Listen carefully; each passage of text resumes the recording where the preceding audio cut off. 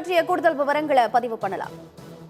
ராஜேஸ்வரி வணக்கம். திருநெல்வேலி நீதி மன்றத்தில் இருக்கிறோம். நெல்லை கவின் ஆணவ படுகொலை வழக்கில் கைது செய்யப்பட்ட முக்கிய குற்றவாளிகளாக கருதப்படும் சுர்ஜித், அவரது தந்தை சிறப்பு உதவி ஆய்வாளர் சரவணன் மற்றும் இன்று கைது செய்யப்பட்ட அவரது பெரியம்மா மகன் சகோதரர் ஜெயபால் ஆகியோரை ஆகஸ்ட் 26 வரை 13 நாட்கள் நீதிமன்ற காவலில் அடைக்க திருநெல்வேலி வன்கொடுமை தடுப்பு சிறப்பு நீதிமன்ற நீதிபதி ஹேமா தற்போது உத்தரவிட்டுள்ளார். விசாரணையின் போது குற்றம் சாட்டப்பட்டவர்கள் நீதிபதி ஹேமாவிடம் அளித்த பரபரப்பான வாக்குமூலங்கள் நீதிமன்ற வளாகத்தில் பெரும் சலசலப்பை ஏற்படுத்தியது.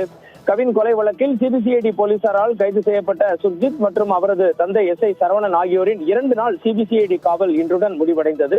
அவர்களை நீதிபதி ஹேமா முன்பு சிபிசிஐடி போலீசார் இன்று மாலை ஆஜர்படுத்தினர். வழக்கை மேலும் விசாரிக்க சிபிசிஐடி தரப்பு காவல் கேட்கப்படும் என எதிர்பார்க்கப்பட்ட நிலையில் இருவரையும் ஆகஸ்ட் 26ஆம் தேதி 13 நாட்கள் நீதிமன்ற காவலில் பாளையங்கோட்டை சிறையில் அடைக்க நீதிபதி ஹேமா அதிரடியாக உத்தரவிட்டார்.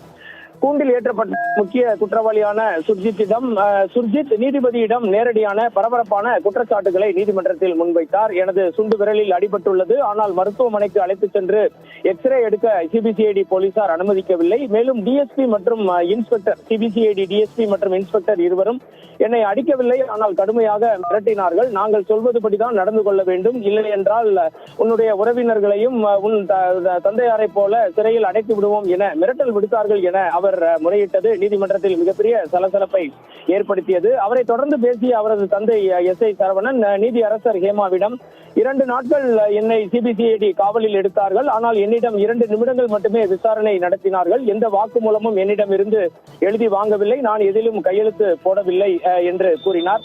முக்கியமாக 3வதாக இந்த வழக்கில் தற்போது சேர்க்கப்பட்டிருக்கும் இவரது சகோதரரான ஜெயபால் நீதிபதியிடம் எந்த வழக்கில் தான் கைது செய்யப்பட்டிருக்கிறேன் என தெரியவில்லை என்றார்.